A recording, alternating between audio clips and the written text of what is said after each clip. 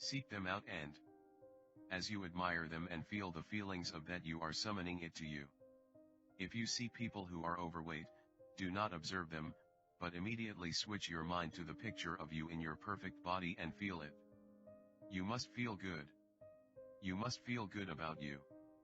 This is important, because you cannot attract your perfect weight if you feel bad about your body now.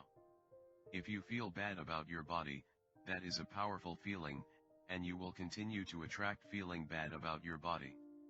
You will never change your body if you are critical of it and find fault with it, and in fact you will attract more weight to you. Praise and bless every square inch of your body. Think about all the perfect things about you. As you think perfect thoughts, as you feel good about you, you are on the frequency of your perfect weight, and you are summoning perfection. Wallace Wattles shares a wonderful tip about eating in one of his books. He recommends that when you eat, make sure you are entirely focused on the experience of chewing the food. Keep your mind present and experience the sensation of eating food, and do not allow your mind to drift to other things. Be present in your body and enjoy all the sensations of chewing the food in your mouth and swallowing it. Try it the next time you are eating. When you are completely present as you eat, the flavor of the food is so intense and magnificent. When you let your mind drift, the flavor virtually disappears. I am convinced that if we can eat our food in the present, entirely focused on the pleasurable experience of eating, the food is assimilated into our bodies perfectly, and the result in our bodies must be perfection. The end of the story about my own weight is that I now maintain my perfect weight of 116 pounds and I can eat whatever I want. So, focus on your perfect weight. Drive joviality. Another thing people wonder about is, how long will it take to manifest the car, the relationship, the money? I don't have any rule book that says it's going to take 30 minutes or 3 days or 30 days. It's more a matter of you being in alignment with the universe itself. Time is just an illusion. Einstein told us that.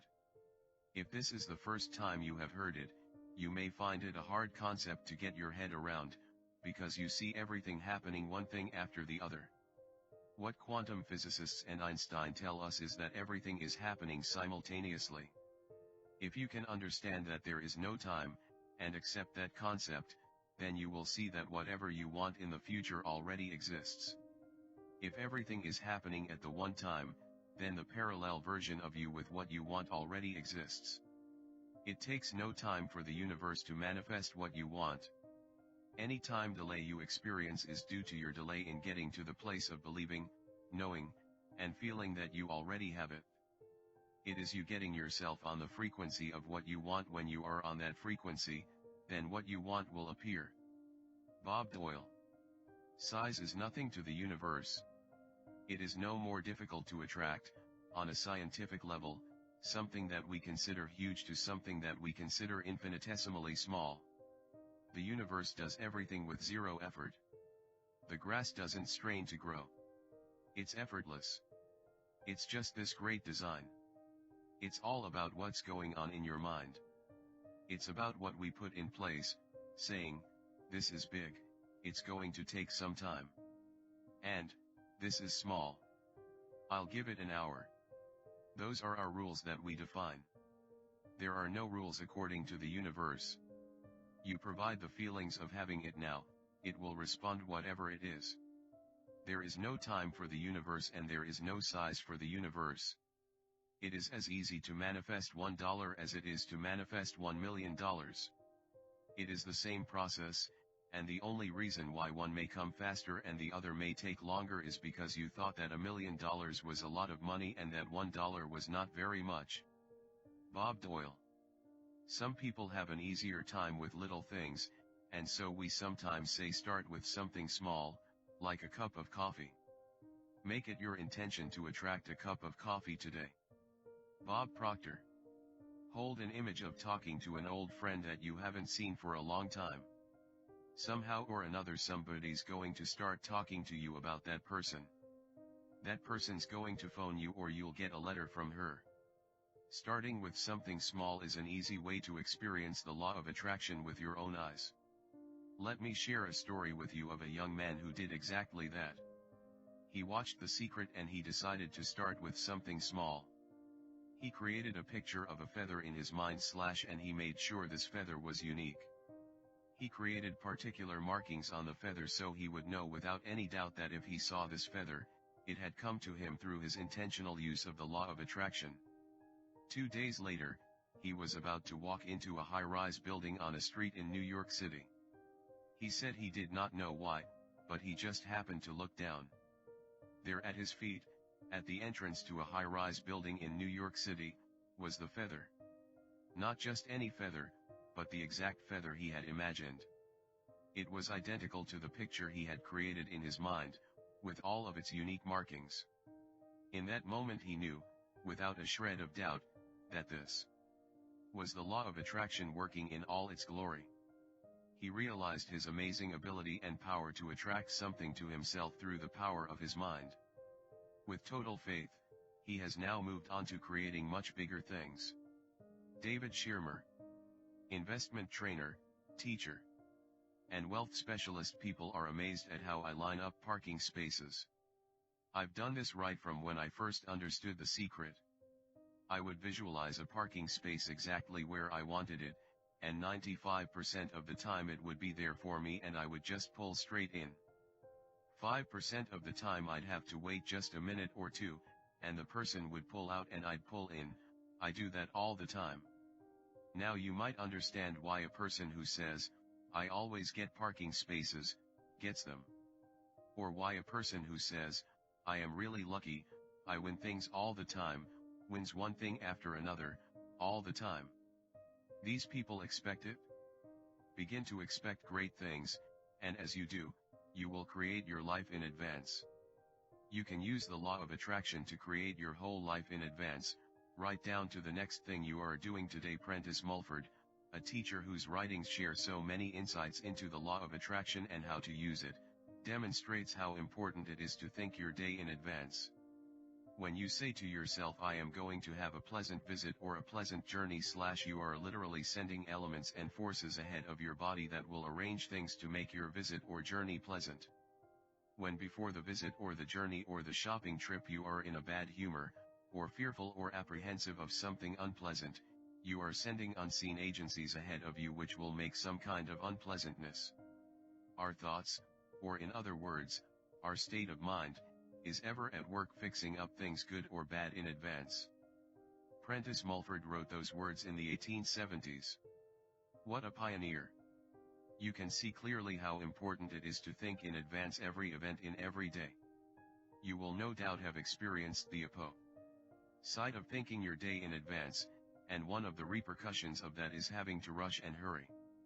If you are rushing or hurrying, know that those thoughts and actions are based in fear of being late, and you are fixing up bad things ahead for you. As you continue to rush, you will attract one bad thing after another into your path. In addition to that, the law of attraction is fixing up more future circumstances that will cause you to rush and hurry. You must stop and move yourself off that frequency. Take a few moments and shift yourself, if you don't want to summon bad things to you. Many people, particularly in Western societies, chase time and complain that they don't have enough time. Well, as someone says that they don't have enough time, so it must be by the law of attraction. If you have been chasing your tail with thoughts of not having enough time, from now on declare emphatically, "I have more than enough time," and change your life. You can also turn waiting into a powerful time to create your future life. Next time you are in a situation where you are waiting, seize that time and imagine having all the things you want. You can do this anywhere, anytime. Turn every life situation into a positive one. Make it a daily habit to determine every event in your life in advance, through your thoughts. Set the universal forces ahead of you in everything you do and everywhere you go, by thinking the way you want it to go in advance. Then you are creating your life intentionally. Like Aladdin's genie, the law of attraction grants our every command. The creative process helps you create what you want in 3 simple steps: ask, believe, and receive. Asking the universe for what you want is your opportunity to get clear about what you want.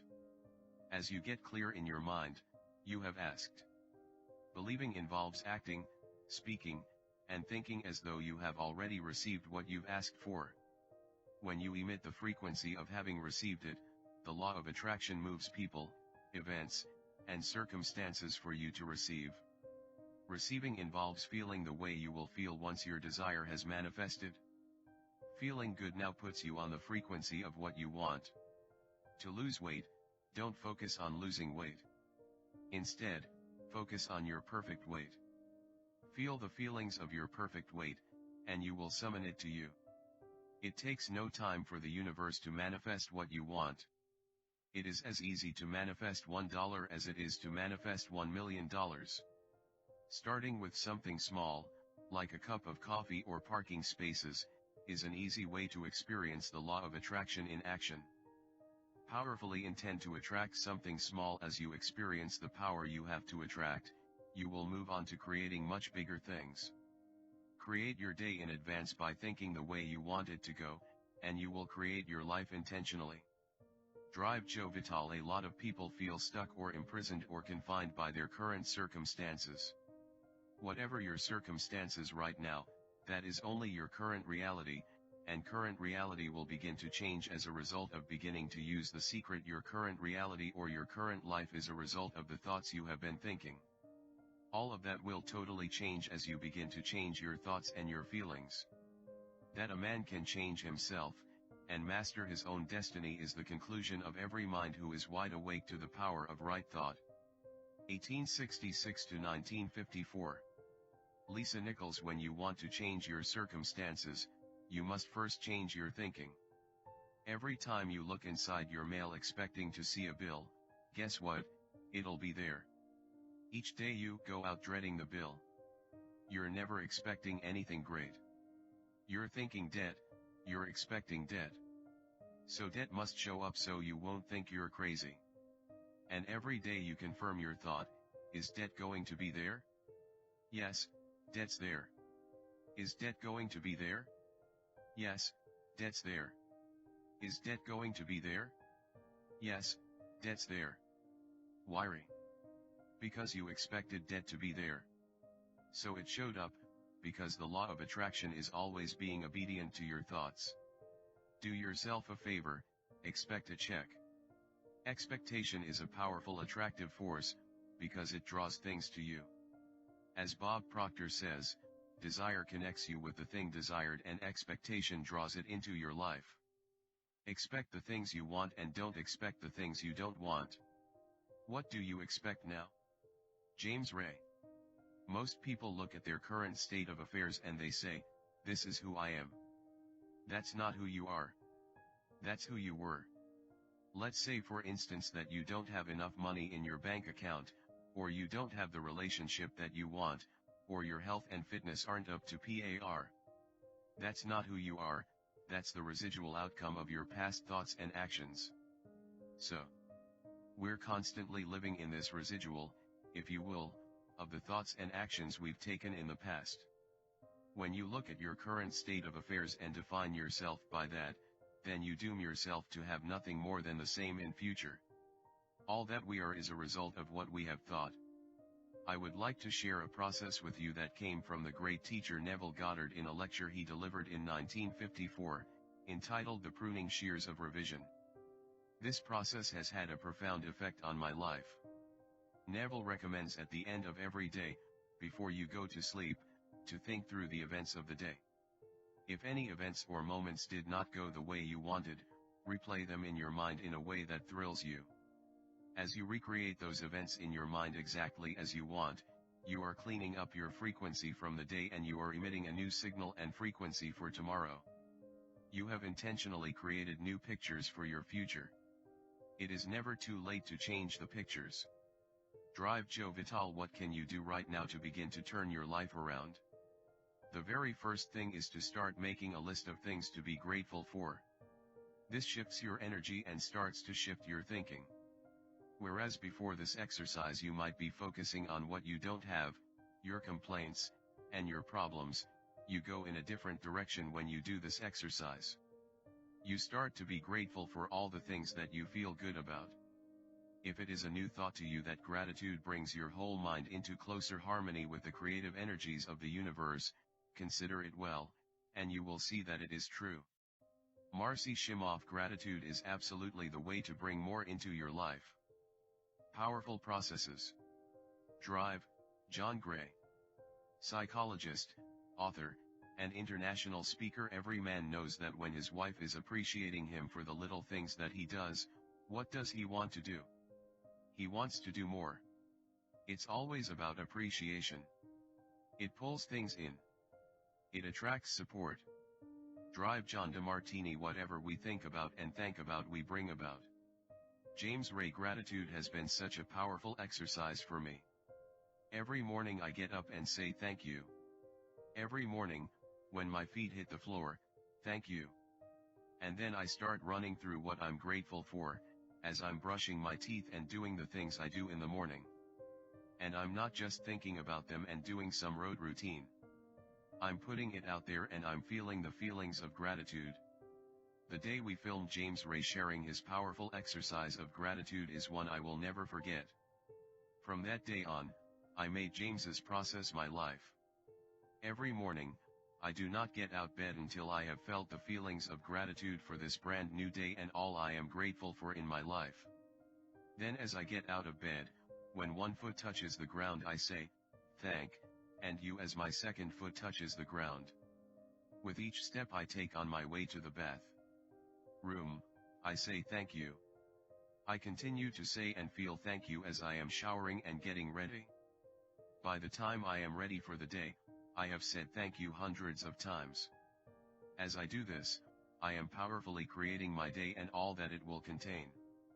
I am setting my frequency for the day and intentionally declaring the way I want my day to go, rather than stumbling out of bed and letting the day take control of me. There is no more powerful way to begin your day than this. You are the creator of your life, and so begin by intentionally creating your day. Gratitude was a fundamental part of the teachings of all the great avatars throughout history.